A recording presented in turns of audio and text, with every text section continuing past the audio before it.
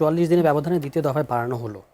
এবং এই ক্ষেত্রে আমি মনে করি যে সেই যখন আমরা লম্বা লাইনগুলো দেখতে পাচ্ছিলাম ওই পেট্রোল অকটেনের এবং ডিজেলের একটা সংকট চলছিল, তখন থেকেই সরকারের ভুল পলিসি আসলে এই সংকটটা তৈরি করেছে। আমি তখনও বলেছি ভুল পলিসিটা কি, তখন সরকার প্রথমত দুটো কাজ করতে গিয়েছিল তখন, মানে যখন ওই লম্বা লাইনগুলো আমরা দেখছি প্রায় 1 মাসের উপর লম্বা লাইন থাকলো, এবং এই লম্বা লাইনের ক্ষেত্রে সরকার প্রথমে সরবরাহ কন্ট্রোল করতে গেছে, রেশনিং করতে গিয়েছিল। এটা মানুষের মধ্যে প্যানিক তৈরি করেছে। আমরা কিন্তু মানুষকে দোষ দিয়েছি যে মানুষ প্যানিক বাইং করছে, তো প্যানিক বাইং এর গ্রাউন্ডটা কিভাবে তৈরি হলো, এটা কিন্তু এই সরকারই তৈরি করেছিল যে আপনি ওই মানে যে পরিমাণ আগে দিতেন তার চেয়ে কম দিয়ে এটাকে কন্ট্রোল করতে গিয়ে, সরবরাহ কন্ট্রোল করতে গিয়ে এই জিনিসটা ঘটলো। আরেকটা হচ্ছে আপনার প্রাইস কন্ট্রোল করতে গিয়েছিল সরকার তখন।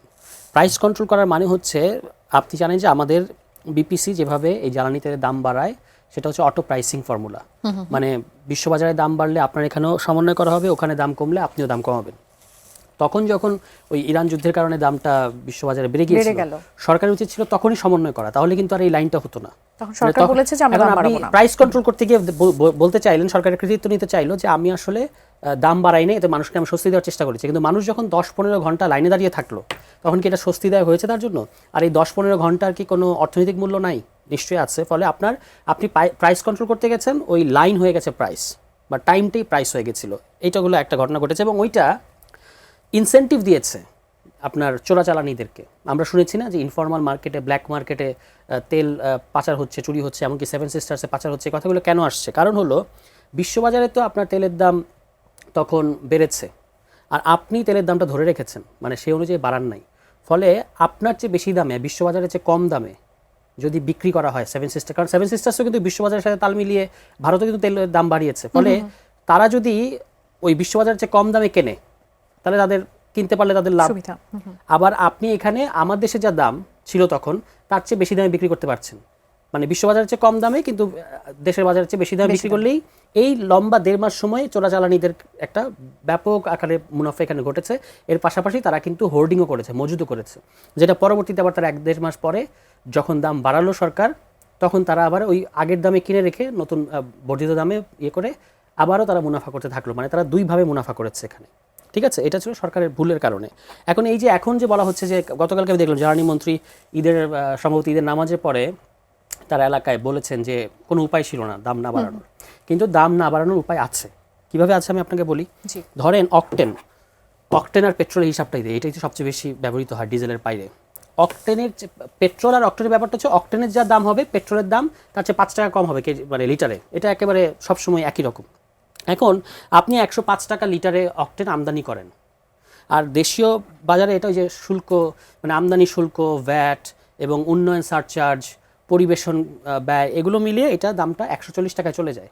এবং তারপরে এটার সাথে আবার যে ওই পরিবেশকের যে একটা মানে রিটেল প্রাইসিং, সে যে মার্জিন প্রফিটটা করে, এটা 151 টাকায় চলে যায়। এবং এখানে আপনি দেখবেন যে সরকার আসলে 34 টাকা লিটারে বেশি মানে এই যে ট্যাক্সগুলোর কথা আমি বললাম, বিবিধ ধরনের ট্যাক্স, এটার কারণে 34 টাকা বেশি সরকারকে রাখতে হয়। ঠিক আছে, এটা রেখে আবার আপনি ভর্তুকি দিচ্ছেন। আসলে কিন্তু সরকার ভর্তুকি দিচ্ছে না, এই যে বাড়তি যে আপনি আমদানি শুল্ক এবং এগুলো রাখছেন, সেখান থেকে আবার আপনি 11 টাকা দিচ্ছেন, মানে বলছেন যে পরিবেশক এবং পরিবহন খরচ এই দুটোতে।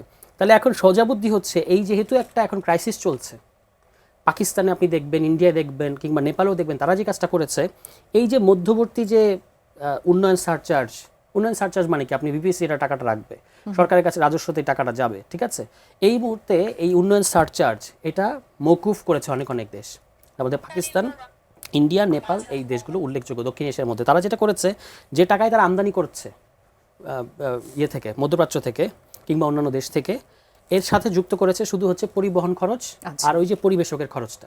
তাহলে আপনি 105 টাকা কিনলে যোগ হবে 11 থেকে 12 টাকা, অর্থাৎ আপনি 115 টাকার মধ্যে রিটেল প্রাইস মানে পাইকারি খরচটা দামটা দিতে পারবেন। কিন্তু এখন আপনাকে দিতে হচ্ছে কিন্তু 151 টাকা মানে লিটারে। তাহলে দেখেন 115 আর 151 প্রায় 35-40 টাকার ডিফারেন্স। এই 35-40 টাকা যদি এই সাময়িক ধরেন 1-1.5 মাস আপনি যদি মওকুফ করেন, তাহলে কিন্তু আর এই জ্বালানি তেলের দামটা আপনার বাড়াতে হতো না।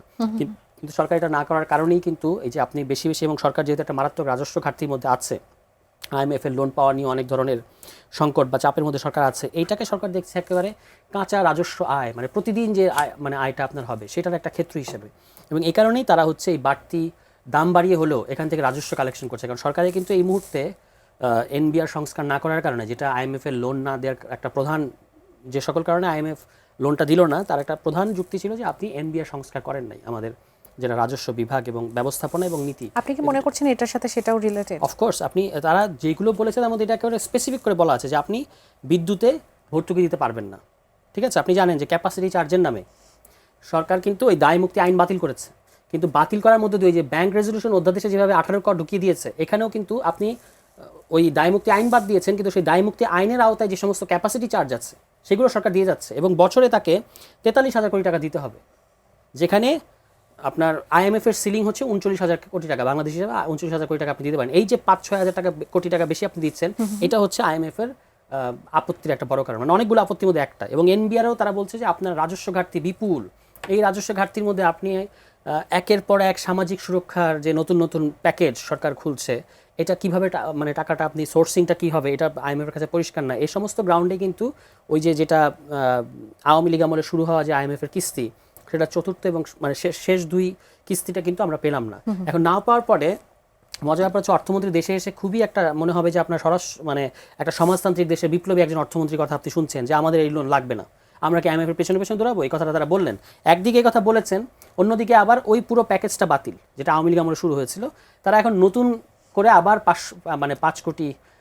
5 বিলিয়ন ডলারের একটা ঋণের জন্য IMF এর কাছে আবেদন করেছে। এবং এই 5 বিলিয়ন ডলার আবেদন করার মানে হচ্ছে এখন কিন্তু শর্ত আরো কঠিন হবে, কারণ আপনি আগের বার ডিফল্টার, আপনি আগের সংস্কার কাজগুলো করেন নাই। এখন IMF এর কাছে তারা কি চাচ্ছে, IMF কিন্তু এই যে মে মাসে আসার কথা ছিল, তাদের মিশন আসে নাই বাংলাদেশে, মানে আপনি যে বাজেট সহায়তাটা চাচ্ছিলেন সেটা আপনি পাচ্ছেন না। তারা আসবে জুনের পরে আসবে এবং এসে এই লোন আপনার পেতে পেতে নভেম্বর ডিসেম্বর হয়ে যাবে। ঠিক আছে, এখন ইন দ্য মিন টাইম অর্থ মন্ত্রণালয় তাদেরকে যে চাপটা দিচ্ছে সেটা হচ্ছে কমফোর্ট একটা লেটার দেন আপনি। কমফোর্ট লেটারটা মানে হচ্ছে আরও যে সমস্ত উন্নয়ন সহযোগী আছে তারা যেন অন্তত এই কমফোর্ট লেটারটা দেখে আমি বলতে পারি দেখো IMF এর আমাদের নিয়ে আপত্তি নেই, তোমরা আমাদেরকে লোন দাও। কারণ IMF এর কি পজিশন এটা দেখে কিন্তু বাকিরা সিদ্ধান্ত নেয়, বাকি উন্নয়ন সহযোগীরা সিদ্ধান্ত নেয়। এই সব কিছু মিলে একটা ব্যাপক চাপের মধ্যে আছে এবং বাজেটও যেটা হতে যাচ্ছে সেটাও খুব মানে আপনি দেখবেন যে জনগণের এবার সরকার বলেছে একেবারে গ্রাম পর্যন্ত ভ্যাটের আওতায় নিয়ে যাওয়া হবে, মানে যেখানে সব বিশেষজ্ঞরা বলছেন যে পরোক্ষ কর যখন আপনি বেশি নেন এটা হচ্ছে একটা রিগ্রেসিভ ট্যাক্সিং, আপনাকে আসলে করের আওতা বাড়াতে হবে এবং যেটা হলো প্রত্যক্ষ কর সেটাকে বাড়াতে হবে, সেটা না বাড়িয়ে আপনি পরোক্ষ মানে জনগণের উপর যখন করের বোঝাটা চাপিয়ে দিচ্ছেন, কারণ জনগণ কিন্তু একই জনগণ কিন্তু বিভিন্ন বার মানে কয়েক ধাপে আপনার তাকে ট্যাক্স দিতে হচ্ছে, কর দিতে হচ্ছে। এ কারণে সাধারণ মানুষের নাভিশ্বাস তৈরি হচ্ছে আপনাকে তার প্রত্যক্ষ করের দিকে যেতে হবে, কিন্তু সেটা না করে আপনি যখন ভ্যাটের আওতা বাড়াচ্ছেন এবং একটা অ্যাগ্রেসিভ ট্যাক্সিংয়ের মধ্যে দিয়ে যাচ্ছেন, এই যে জ্বালানি সহ অন্যান্য ইয়েতে দাম বাড়িয়ে দিচ্ছেন, তখন কিন্তু এটা জনগণের উপরে আসছে এবং এটার প্রভাবটা কোথায় পড়বে? যেমন এবার কোরবানিতে 23 লক্ষ পশু সারা দেশে ফেরত গেছে এবং এটার কারণ হিসেবে বলা হচ্ছে যে উচ্চ মূল্যস্ফীতির কারণে অনেকে এবার কোরবানি দেয় নাই, না দেওয়ার কারণে যেটা আমার এক্সপেক্টেড ছিল সারা দেশে যতটুকু কোরবানি পশু বিক্রি হওয়ার কথা ছিল ততটা কিন্তু বিক্রি হয় না, বিক্রি কম হয়েছে। ফলে আপনি জানেন যে যারা এই খামারি ক্ষুদ্র ব্যবসায়ী যারা একটা সারা বছর কিন্তু সে একটা গরু পালে ওই বছর শেষে এসে বিক্রি করার জন্য, সারা বছর তার এটার পেছনে ইনভেস্টমেন্ট থাকে, মানসিক শারীরিক অর্থনৈতিক সব ধরনের ইমোশনাল সব ধরনের ইনভেস্টমেন্ট ওটার পেছনে থাকে এবং সেটা যখন সে বিক্রি করতে পারছে না, কিংবা আপনি 15টা গরু নিয়ে আসলেন 5টা গরু ফেরত নিয়ে যেতে হচ্ছে, আপনি ওই ব্যাপারের কথা চিন্তা করে দেখেন, এই সার্বিক চাপটা অর্থনীতির উপর তৈরি হতে যাচ্ছে সামনে।